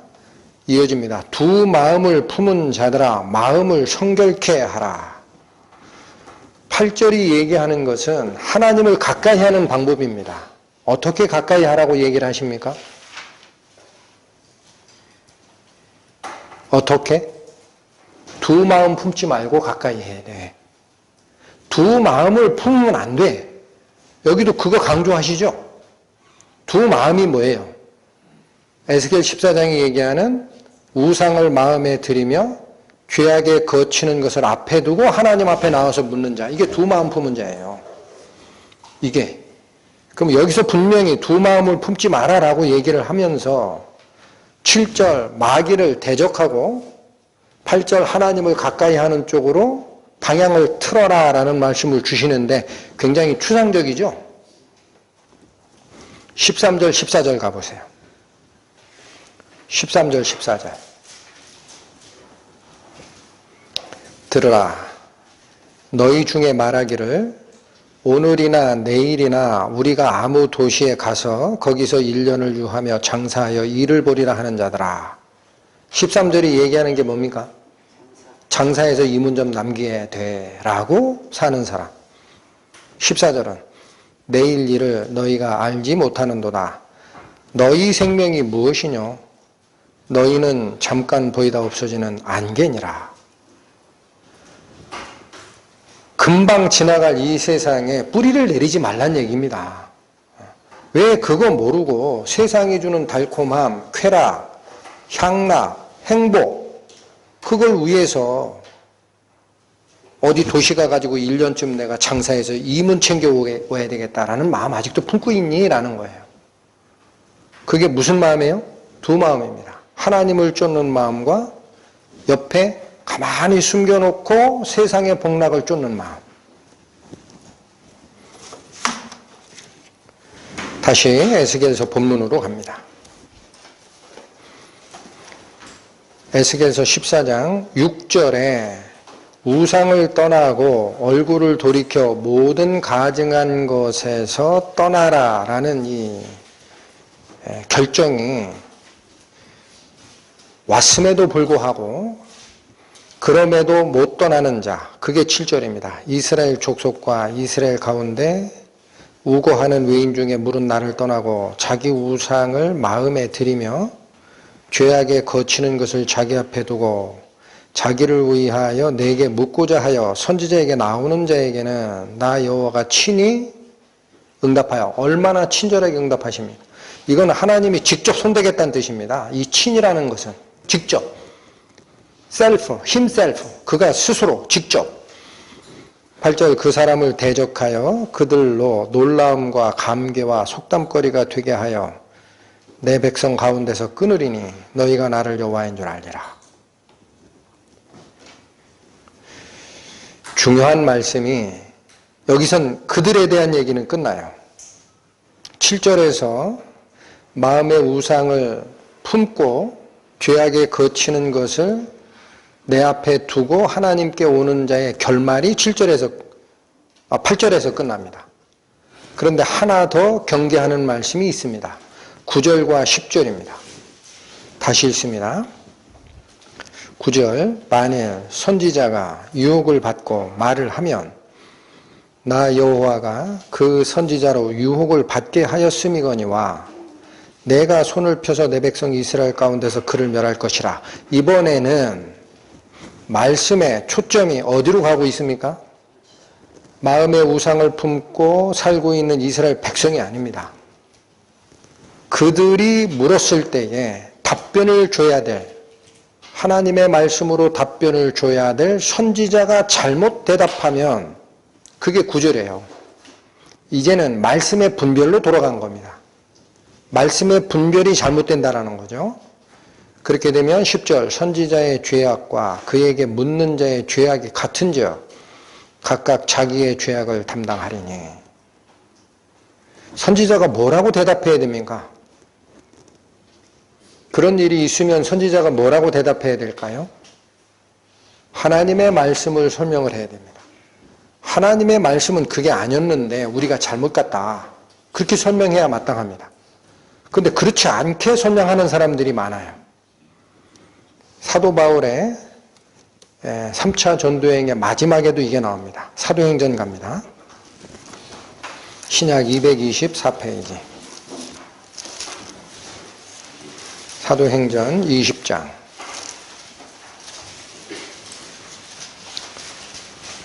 28절부터 30절까지. 너희는 자기를 위하여 또는 온 양떼를 위하여 삼가라. 이 삼가라라는 건 조심하라는 거예요. 주의하라. 그런 뜻입니다. 그렇게 읽겠습니다. 너희는 너희 자신을 위하고 또 너희가 기르는 온 양떼를 위하여 조심하고 조심하라. 성령이 저들 가운데 너희로 감독자를 삼고 하나님이 자기 피로 사신 교회를 치게 하셨느니라. 이 본분을 잊지 말라라는 뜻입니다. 그리고 나오는 말씀입니다. 29절. 내가 떠난 후에 사도 바울이 자기가 가리켰던 에베소 지역의 제자들, 그들을 다시 볼 수 없다라는 거죠. 로마로 가면 붙잡혀 죽을 걸 알았어요. 그러니까 내가 너희를 떠난 후에 이런 현상이 일어납니다. 흉악한 이리가 너희에게 들어와서 그 양떼를 아끼지 아니할 것이다. 첫 번째 증상, 외부로부터 하나님의 말씀을 쫓아가겠다라는 양을 도적질하는 자들이 옵니다. 외부로부터. 이게 그거예요. 그런데 여기서 끝나질 않습니다. 31절 보십시오. 30절 다시 보십시오. 또한 너희 중에서도, 그럼 이거는 양떼들 밖에요? 양떼들 안에 있는 자예요? 네, 아닙니다. 너희라는 것은 누구냐면요. 당시에 요 밀레도 지역에 모았던 에베소에서 3년 동안 가르쳤던 자기의 제자 중에 장로들이에요. 지역교회 대표자를 다 모은 거예요, 사도 바울이. 근데 여기서 얘기하는 너희 중에도라는 것은 지역교회 대표자로 세웠던 사도 바울의 제자들 중에도라는 얘기입니다. 평신도가 아닙니다. 말씀 전하는 자입니다. 그것도 누구로부터 받은 말씀? 사도 바울로부터 직접 받았던 말씀. 그 사도 바울의 제자 장로 중에서도, 잘 들으십시오, 제자들을 끌어 자기를 좇게 하려고 어그러진 말을 하는 사람들이 일어날 줄 내가 안다. 이게 무슨 현상입니까? 사도 바울의 직계 제자 중에도 밖에서 흉악한 이리가 들어오는 것은 당연하고, 사도 바울의 직계 제자 중에서도 그 성도들, 제자들을 자기를 쫓아오게 하려고, 하나님 말씀을 쫓아가는 게 아닙니다. 나를 따라야 돼, 내가 맞거든 하고 자기를 쫓게 하려고 어떤 말을 하는 사람이 일어나게 된다? 어그러진 말, 삐뚤어진 말, 잘못된 말. 그러니까 성경 말씀의 진리에 대한 싸움은 사도 바울 당대부터도 굉장히 심각했던 겁니다. 근데 이렇게 잘못된 얘기를 하게 돼요. 어떤 얘기가 잘못된 걸까요? 떠나지 말아야 될 장소를 엉뚱하게 알려주는 자들이 있습니다. 여러분, 성경에서 떠나지 말라, 여기서 떠나면 안 돼 라고 분명히 기록된 말씀이 있는데 그걸 바꿔치기 하는 자들이 있습니다. 요한복음 15장 갑니다. 신약성경 174페이지. 요한복음 15장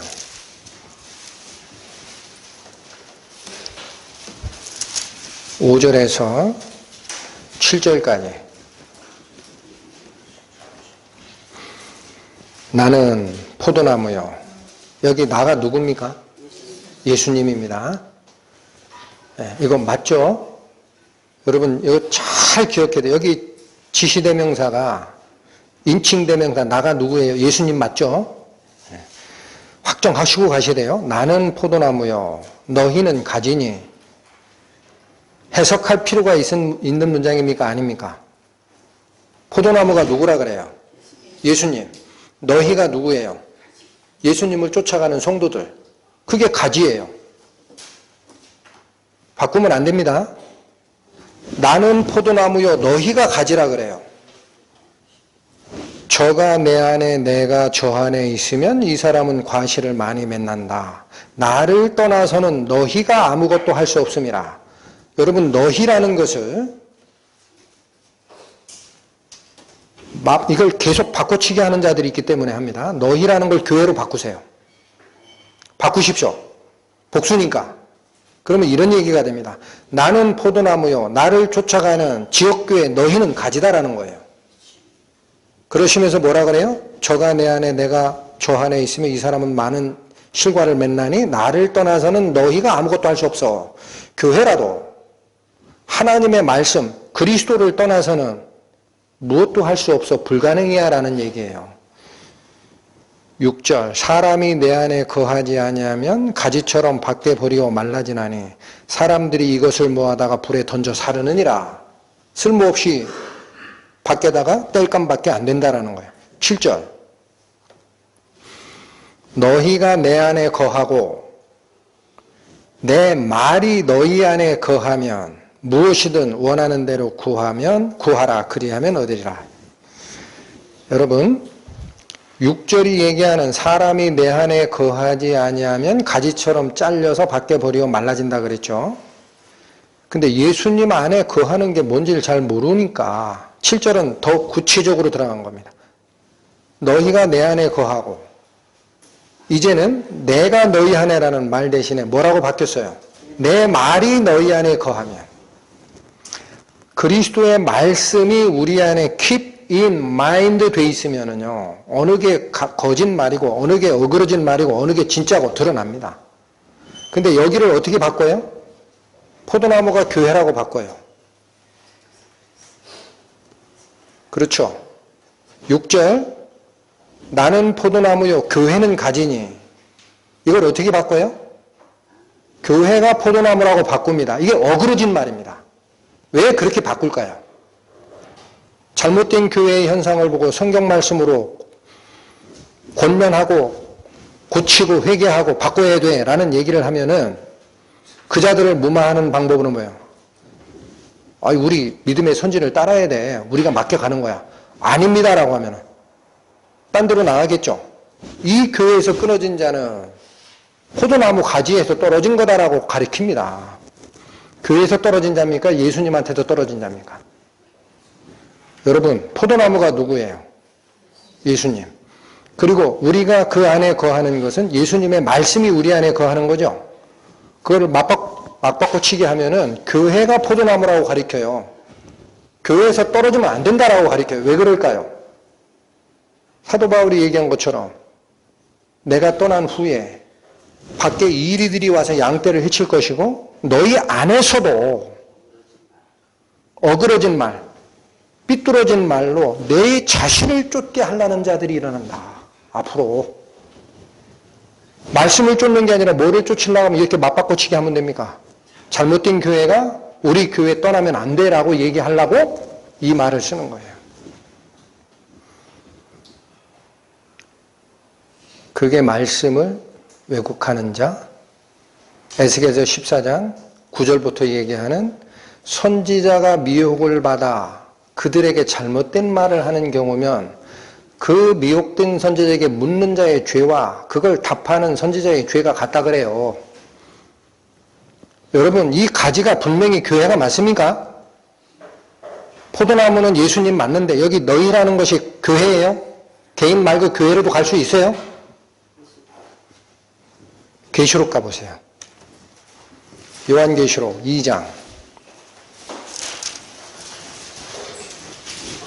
신약 성경 400페이지입니다. 어그러진 말의 본체를 오늘 확인을 하셔야 됩니다. 요한계시록 2장 5절에서 7절 말씀입니다. 그러므로 어디서 떨어진 것을 생각하고 회개하여 처음 행위를 가지라. 만일 그리하지 아니하고 회개치 아니하면, 여러분 여기 회개를 누구에게 하라고 하는 거예요? 교회에게 하는 거예요. 분명히 확인하셔야 됩니다. 회개라는 것은 하나님께 돌아가겠다라는 인생의 결정을 한 뒤에도 어그러진 길로 가는 수가 있어요. 다시 돌이키는 게 또한 회개입니다. 회개가 일생에 한 번만 있다라는 주장은 그래서 성경과 안 맞습니다. 구원받은 자에게, 교회에게 회개하라고 그래요. 여러분 2장 1절 보세요. 에베소 교회에 있는 사자에게 편지하기를. 지금 누구한테 편지하고 있어요? 예수님이? 교회. 그러면서 뭐라 그래요? 5절 회개하여 처음 행위를 가지라. 만일 그리하지 아니하고 회개치 아니하면, 교회가 회개치 않으면 그런 얘기입니다. 내가 내게 임하여, 여기 나는 누구예요? 예수님입니다. 너는 에베소 교회입니다. 계시록 2장이 얘기하는 너는 에베소 교회들이에요. 내게 임하여 내 촛대를 그 자리에서 옮기리라. 여러분, 교회가 포도나무면 지금 이 촛대를 누가 어디서 옮기겠다고 하시는 거죠? 예수님께서 말씀의 빛, 진리의 빛을 밝혀주는 촛대, 빛을 에베소 교회에서 딴 데로 옮겨버리겠다 그러죠. 그렇게 얘기하시는 거죠.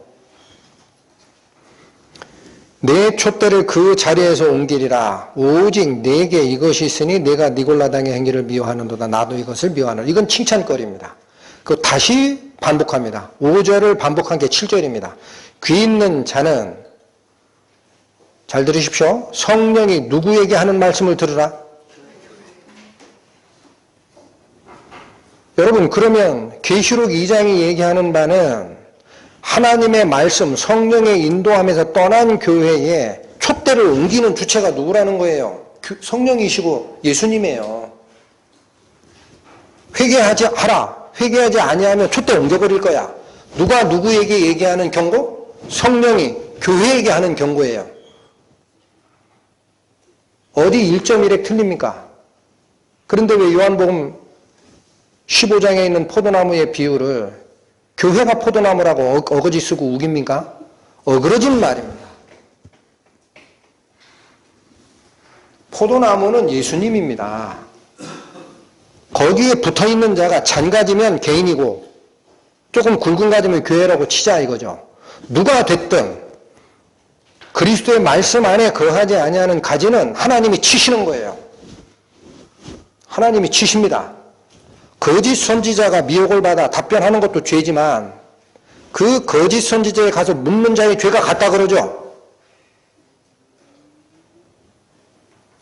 왜 이 말씀을 하실까? 심판이 끝난 에스겔서 14장 8절 뒤에 왜 9절이 나오느냐? 심판이 끝나도 이해를 못하는 자가 있기 때문에 그래요. 놀라움과 감개와 속담거리가 된 후에도 그게 어떻게 하나님의 심판이야. 세상이 우리를 핍박한 거지.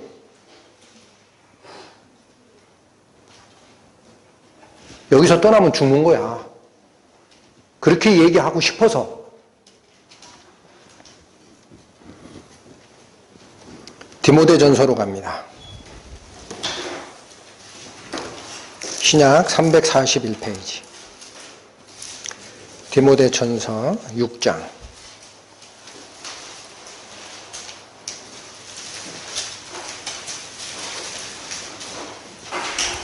3절에서 9절까지의 말씀. 디모데전서 6장 3절.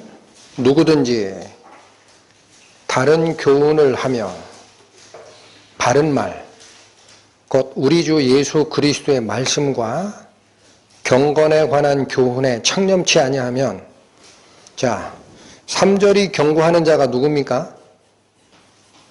다른 가르침을 가르치는 자예요. 다른 교훈, 다른 가르침, 성경이 얘기하는 바와 반대로 가르치는 자. 다른 교훈을 하며 바른 말이 있습니다. 이것은 그리스도 예수의 말씀과 경건에 관한 가르침이에요. 아시겠죠? 바른 말은 그리스도의 말씀과 경건에 관한 도입니다. 하나님을 어떻게 쫓아가야 되는지에 대한 도입니다. 이것을 창념치 아니하면 4절 저는 교만하여 아무것도 알지 못하고, 여기 디모데서의 저자 사도 바울이 굉장히 강하게 얘기합니다. 아무것도 모르는 자야. 알기는 뭘 알아? 하나님의 말씀의 교훈을 왜곡하는 자는 있죠. 하나님을 모르는 자란 얘기예요. 저는 교만하여 아무것도 알지 못하고 변론과 언쟁을 좋아하는 자니 이로써 투기와 분쟁과 해방과 악한 생각이 나며 마음이 부패하여지고 진리를 잃어버려서 하나님의 교훈을 바꾸는 순간부터 그 자에게는 성령의 이끄심, 빛이 사라집니다. 명심해야 합니다. 분명한 하나님의 말씀을 자의가 됐든 타의가 됐든 왜곡하고 바꾸는 자가 생깁니다. 그러면 그 자는 이미 진리를 잃어버린 상태로 빛이 꺼지게 됩니다. 경건을 뭐의 재료로 생각하는 자가 나와요? 이익의 재료로. 여러분, 여기 다시 돈이 나와요. 경건이 뭡니까? 거룩함입니다. 거룩함이 뭐예요? 구별됨입니다. 여러분, 경건은 곧 거룩함에 대한 얘기고, 거룩함은 원래는 하나님 한 분이에요. 피조물과 구분된 분이에요. 구별된 분. 유일하신 분. 죄가 없으신 분. 가장 의로우신 분. 오류가 없으신 분. 모든 게 가능하신 분.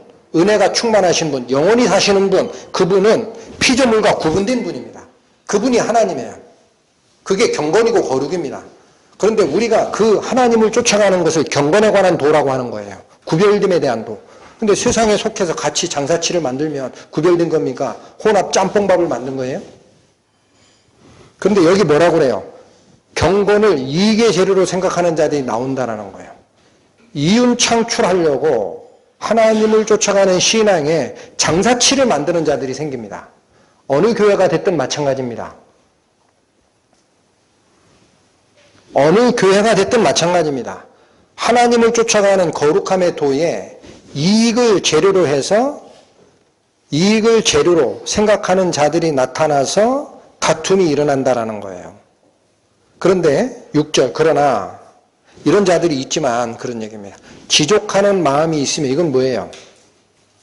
족한 줄 아는 거예요. 족한 줄 안다. 알지에 풍족하다 할 때 쓰는 족입니다. 풍족한 줄 아는 거예요. 이익을 자꾸 쫓는 게 아닙니다. 하나님이 허락하신 물질 이게 나한테는 충분하지. 사도 바울이 말한 경지가 뭡니까? 내가 부에 처할 줄도 알고 가난, 빈에 처할 줄도 알아. 모든 일체의 비밀을 깨달으노라 그러죠. 충분하다. 하나님이 나에게 허락하신 게. 이 지족하는 마음이 있으면 경건이 그제서야 큰 나에게 효익이 됩니다. 이제서 알게 됩니다. 하나님을 쫓아가는 길이 얼마나 나한테 유익한지. 그제서 발견하게 됩니다. 세상의 유혹에서 떠나면 이제 알게 됩니다. 뭐와 뭐가 대비가 됩니까? 여러분 여기도 잘 보십시오. 3절은 다른 교훈과 바른 말이 대비가 되어 있어요. 그렇죠? 3절은 다른 교훈을 하는 자가 있는 반면 바른 교훈, 바른 말을 설명합니다. 이게 두 개가 대비가 되어 있어요. 그런데 여기쯤 내려오면 경건과 무엇이 대비가 됩니까? 5절 보세요. 이익의 재료로 생각하는 자와 6절에 경건이 이익이다라는 말과 대비가 되죠. 보여야 됩니다. 경건을 이익의 재료로 생각하는 자가 있습니다. 그런데 6절에 오면 지족하는 마음이 있으면 물질에 눈 돌리지 않고 이거면 충분하다라는 마음이 있는 자에게 경건이 이익이 된다 그러잖아요. 그것도 그냥 이익이 아니에요. 어떤 이익이에요? 커다란 이익이 된다. 그러니까 뭐와 뭐가 대비돼요? 다른 교훈, 바른 말. 경건을 쫓아갈 때 이익을 추구하라는 말 대신에 지족하고 하나님의 말씀을 쫓으라는 말. 이게 대비가 되죠. 왜 대비했을까요? 두 마음 품지 말라는 얘기입니다. 물질과 하나님을 겸하여 섬길 수가 없다. 요한복음 15장으로 다시 갑니다.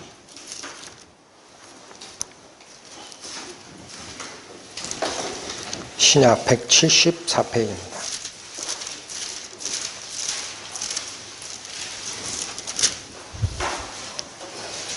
요한복음 15장 19절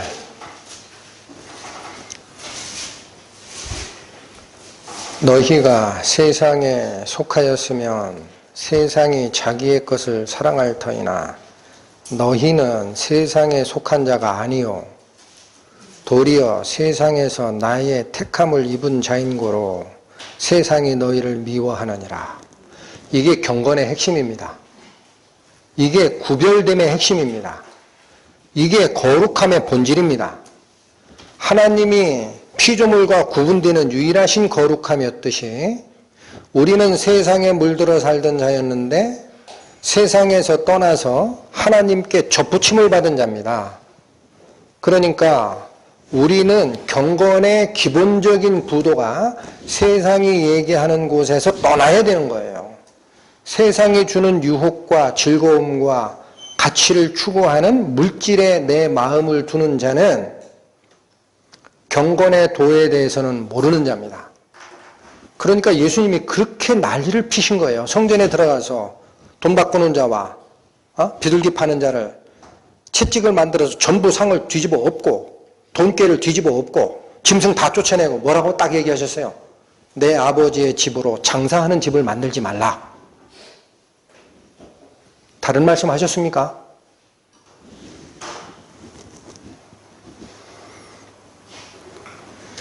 우리가 떠나야 할 때가 있어요. 여러분, 절대 떠나지 않아야 될 곳이 있습니다. 제가 하나 말씀드렸어요. 어디를 떠나지 말라 그랬죠?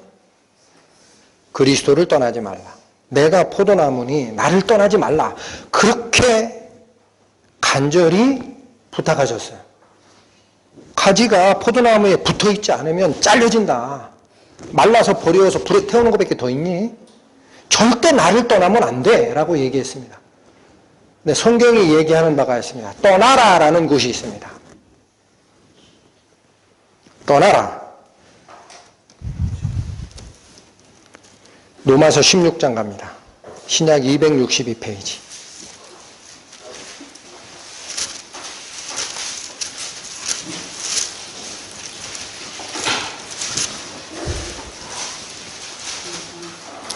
로마서 16장 17절 18절의 말씀. 형제들아 내가 너희를 권하노니. 여기 누구에게 권하는 거죠? 사도 바울이 믿는 그리스도인에게 권하는 겁니다. 반드시 기억하고 그 뒤를 읽으셔야 됩니다. 형제들아 내가 너희를 권하노니 너희 교훈을 거스려 분쟁을 일으키고 거치게 하는 자들을 살피고 저희에게서 떠나라. 아까 어떤 자들이 분쟁을 일으키고 거치는 자라고 얘기했어요? 디모데전서에서 경건을 이익의 재료로 만드는 자들이 분쟁을 일으키고 거치는 자의 핵심이었었죠. 기억나십니까? 그 말씀이 여기로 오는 거예요. 자, 17절 형제들아 내가 너희를 권하노니 너희 교훈을 거스려 분쟁을 일으키고 거치게 하는 자들을 살피고 누군지 잘 보고 저희에게서 떠나라. 이 같은 자들은 우리 주 그리스도를 섬기지 아니하고 다만 뭐만 섬겨요? 자기 배. 이게 세상 사는 사람들의 방법이에요. 내가 좀 더 잘나야 되겠다. 내가 좀 돈을 더 가져야 되겠다. 내가 좀 칭찬을 받아야 되겠다. 내가 좀 권력을 가져야 되겠다. 그 자기 배를 위하는 거예요. 하나님을 쫓아가는 거룩함은 관심 없어요. 그러니까 에스겔서 14장 오늘 본문에서 마지막에 하나님이 경고한 게 뭡니까? 우상을 마음에 들이며 죄악에 거치는 것을 자기 앞에 두고 자기를 위하여 나에게 물으러 오는 자가 있다라는 거예요. 자기 배를 위해서 하나님도 수단을 든 거예요. 하나님의 거룩함을 쫓는 게 아니고 내가 생각하는 나의 행복, 내가 생각하는 세상의 잘됨, 이것을 그리스도를 통해서 복을 받으려고 그거 자꾸 묻는 자가 있어요. 하나님께 와가지고 속에는 우상을 가득 가지고 있고 물질을 섬기는 마음 버리지도 않았는데 이게 누굽니까? 자기 배만 위하는 자 아닙니까? 신구약 성경이 가리키는 바가 다른 방향입니까? 같은 방향입니까? 18절 다시 있습니다. 이 같은 자들은 우리 주 그리스도를 섬기지 아니하고 다만 자기의 배만 섬기나니 공교하고 아첨하는 말로 순진한 자들의 마음을 미혹하느니라. 그냥 속는 게 아니고요. 그럴듯하게 성경으로 얘기를 합니다. 그러니까 미혹되는 거예요. 교묘한 말로 속이니까. 한 군데 더 보겠습니다. 베드로후서 2장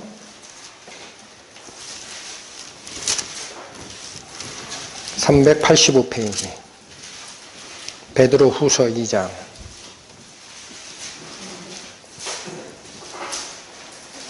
1절에서 3절까지의 말씀.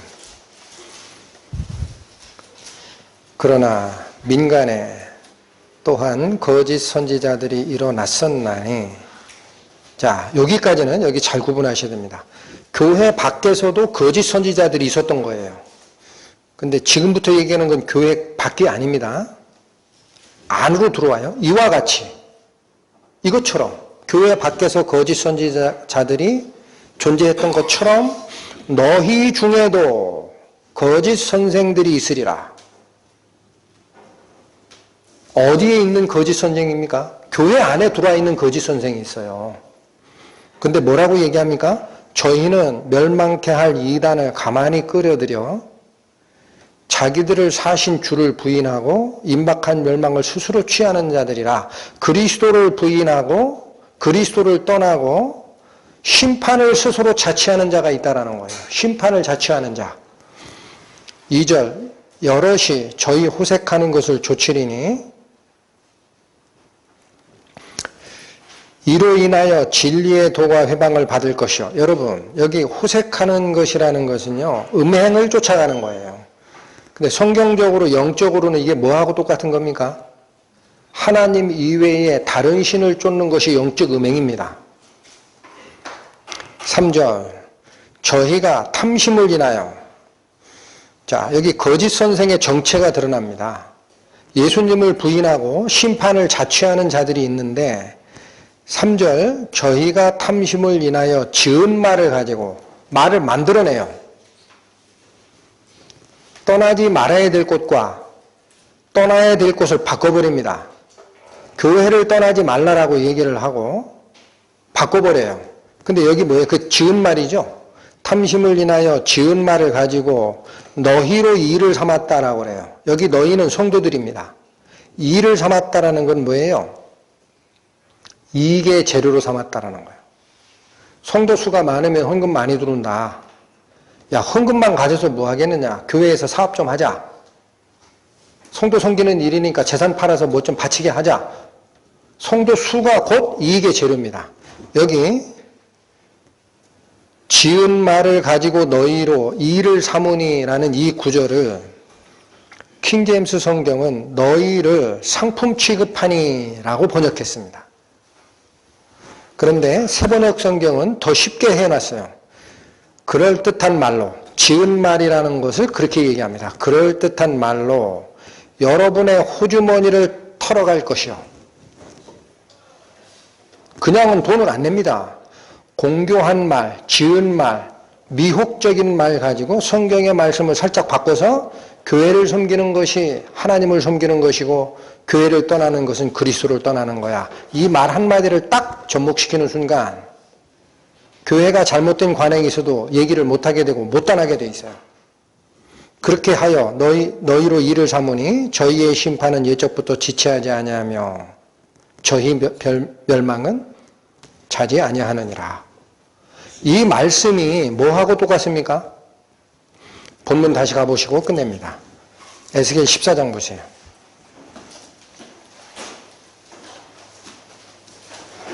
에스겔 14장 7절 이스라엘 족속과 이스라엘 가운데 우거하는 외인 중에 무릇 나를 떠나고 자기 우상을 마음에 들이며 죄악에 거치는 것을 자기 앞에 두고 누구를 위해 내게 묻고자 하는 자? 자기를 위하여 내게 묻고자 하여 선지자 앞에 나오는 자들에게는 하나님께서 친히 8절 심판의 응답을 주시겠다라는 말씀과 저희의 멸망이 속히 이른다라는 베드로후서 2장 3절의 말씀과 무엇이 다릅니까? 성도를 이익의 재료로 삼고 세상에 얘기하는 가치관을 다 버리지 않은 상태에서 하나님 앞에 기도하는 것 잘못된 겁니다. 성경이 얘기하는 바는 두 마음을 품지 말라. 오직 주인 하나만을 섬기라. 지족하는 것이 있으면 경건이 너에게 큰 이익이 되는 줄 알라. 하나님을 쫓아가는 길에 당시 남북 이스라엘이 멸망했던 심판의 본 모습이 에스겔서 14장에 담겨 있었던 건데 오늘날을 살아가는 저희 성도들에게도 이 또한 동일하게 적용됨을 저는 부인할 수 없습니다. 다시 한번 상고하고 싶어 말씀을 열었었습니다. 기도하고 마치겠습니다.